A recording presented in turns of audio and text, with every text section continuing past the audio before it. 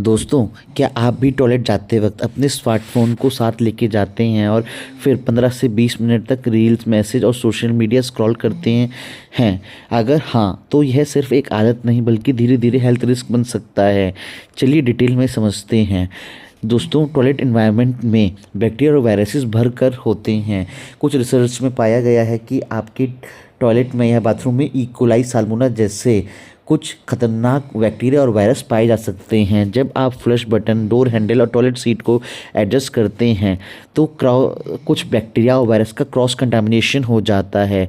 कुछ contaminated bacteria आपके phone पर आ जाते हैं और जब यह आप फ़ोन को यूज़ करते हैं तो फेस के पास रखते हैं, बेड पर रहते हैं या डाइनिंग टेबल पर, किचन काउंटर पर, तो यह इन्फेक्शन स्प्रेड हो जाता है। ज़्यादा देर टॉयलेट सीट पर बैठने से पाइल का रिस्क बढ़ जाता है।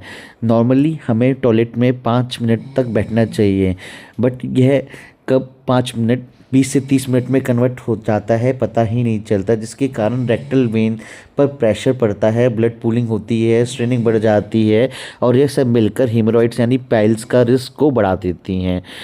बाथरूम स्क्रॉलिंग एक साइकोलॉजिकल हैबिट हो सकती है। ब्रेन को लगता है कि toilet time is equal to scrolling time, जिससे फ़ोन डिपेंडेंसी बढ़ जाती है, माइंडफुल बाउल हैबिट्स कम हो जाती हैं और नेचुरल बॉडी सिग्नल्स इग्नोर हो जाते हैं।